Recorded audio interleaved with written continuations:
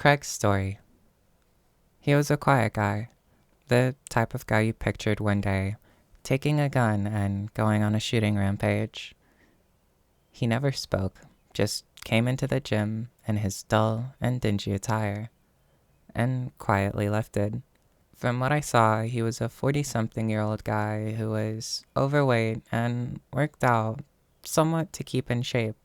Although he never bothered anyone, I noticed that he was the butt of many insults and jokes in the gym. Most of the members in the gym ended up giving him the name Pigpen, since no one seemed to know his real name, and he never conversed with any of the gym members. He was quite simply an enigma in the gym. I was young, and had been lifting for about 4 years or so. I thought I knew everything. I thought steroids were evil, but I was enthusiastic and I trained. I trained harder than the average gym goer. Our gym, though well equipped, was at heart a fitness club.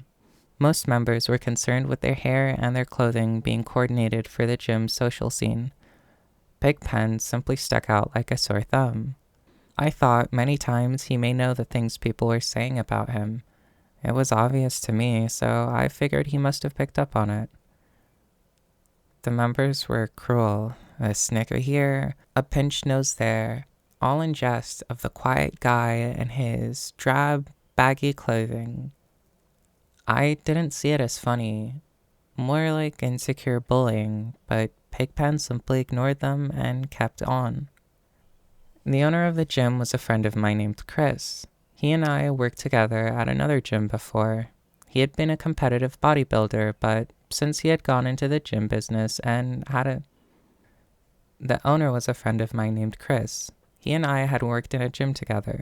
He had been a competitive bodybuilder, but since then he's gone into the gym business and has a side business refurbishing houses. I usually speak to Chris a couple times a week whenever I saw him. It was usually on the way out after I'd finished my workout. One such evening, I was at the front desk with Chris and some of the front desk staff. Pigpen was walking by to leave the gym. As he grasped the handle of the door, one of the staff members made a coughing gesture and under his breath said, "Pigpen." Pigpen didn't even flinch, but I saw his eyes cut right, and I knew he definitely heard it. He walked out of the door without even a hitch. The door shut, and the girl at the front desk said to Chris, "I don't understand why you let him work out here." Chris looked at her with a glare and calmly said, "As long as I am the owner of this gym, he will be welcome. Do you understand?" She sheepishly replied, "Yes."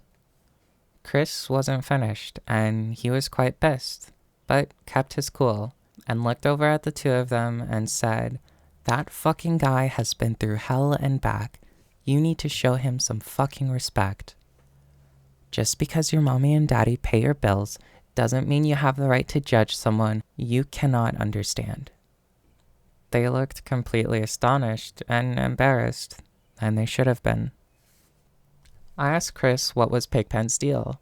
Chris told me that Pigpen had been a successful guy at one point in his life. Good career, was a competitive bodybuilder, and had the potential to go pro.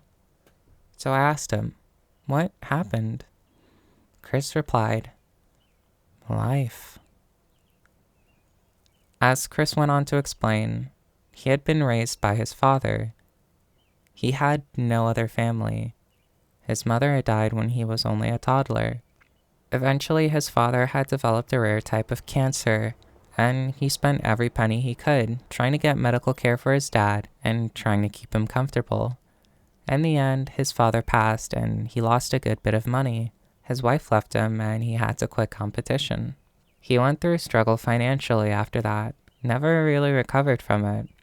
And then about 5 years ago, he was in a car accident which nearly killed him.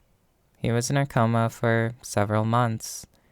The insurance settlement was enormous, enough to help him pay for his bills, like rehab, and get him financially set for life. But not to the point where he was living off of the high hog. Just enough to live off of.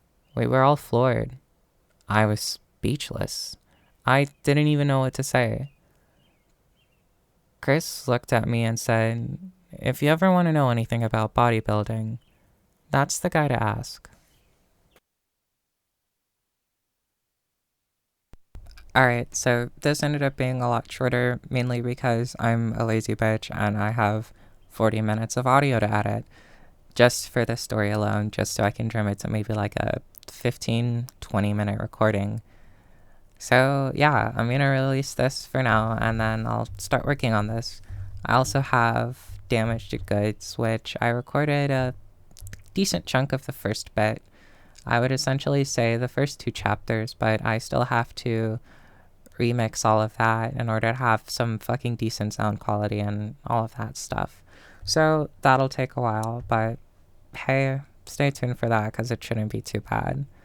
Thank you for listening though, and I really appreciate, any feedback and all that jazz. Um, I guess not too surprisingly, I'm doing this at strange hours, but hey, when aren't I? Go fucking stay hydrated and all that jazz.